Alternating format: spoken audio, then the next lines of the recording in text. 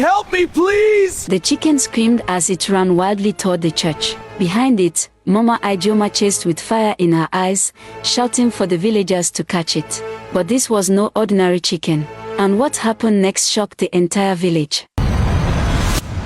Once upon a quiet dawn in the lush kingdom of W1cked, a village where the morning bird song merged with the sound of women pounding yam, there lived a young woman named Nika, the daughter of late Mama Ada and Papa Madu. Nika's beauty was so rare that even nature seemed to pause when she walked by. Her skin glowed like smooth honey under the sun, her eyes sparkled like fresh streams after rainfall, and her smile carried a softness that made children laugh and adults breathe easier. But it wasn't her beauty that made her loved, it was her heart. She was kindness in human form, humble, hardworking, generous with her time. She fetched water for elderly women without being asked. She comforted crying children. She greeted everyone respectfully and worked harder than any girl her age. If goodness were a face, the elders often said, it would surely be Nika's. But life had not been kind to her. Her mother died the day Nika was born. Her father, broken-hearted and sickly afterward, passed away when Nika turned 12. Left orphaned, Nika was taken in by Mama Ijeoma, her stepmother, and Ijeoma, her stepsister. Ijeoma was younger by 2 years. Pretty, full-figured, and confident. But unlike Nika, her beauty was all she cared about. She hated chores, rose late, and loved sitting at the village square to gossip. Mama Ijeoma adored Ijeoma with all her heart, and tolerated Nika only because the village would shame her if she abandoned the orphan girl.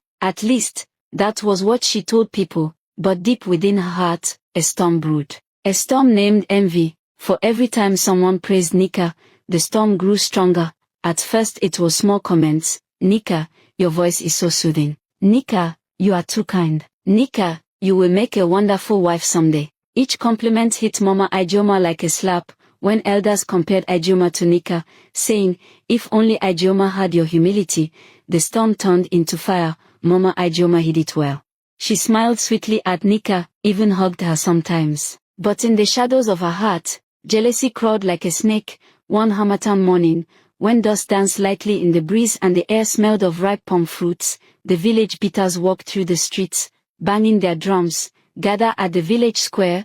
Prince Somadina, the heir of W1cked, has returned. He seeks a bride. Mothers cheered. Girls gasped. Even men stopped pounding yam to listen. Prince Somadina was not just any prince. He was the most handsome in the region, tall, broad-shouldered, calm-eyed, and respected for his wisdom. Ijeoma screamed and ran to her room. Mama, Mama, help me tie my girlie. Help me paint my eyes. I must catch the prince's attention. Mama Ijeoma rushed to help her, holding her daughter's chin lovingly. My Ijeoma, the prince will notice you. Why wouldn't he? Look at you, you are beautiful. But Ijeoma's mind was set on one thing, she must become queen. Meanwhile, Nika quietly bathed, wore a clean wrapper, and picked up her basket of oranges to sell at the village square. She did not go to impress anyone, she went because it was a normal day, and she needed to walk. The square was busy and colorful. Drummers played, maidens danced, the air smelled of roasted corn and palm wine. Then the royal horn sounded. Prince Somadina arrived on a black horse, his white robe flowing gently. Women ululated, men bowed respectfully. He scanned the smiling crowd, and stopped, his eyes locked onto Nika, standing quietly with her basket of oranges, not even trying to push forward. Time seemed to slow. The crowd faded. Even the drummers unconsciously softened their rhythm. He found himself staring. Her innocence drew him. Her grace humbled him. Her beauty mesmerized him. Nika noticed his gaze and flushed with embarrassment. She lowered her eyes and greeted softly, "Good morning, my prince." Her voice was like a soft breeze. The prince stepped closer. "What is your name?"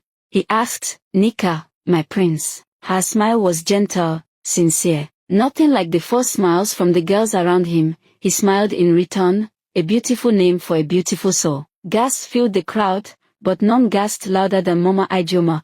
Watching from the back, her heart cracked. The prince noticed Nika, not Ijeoma.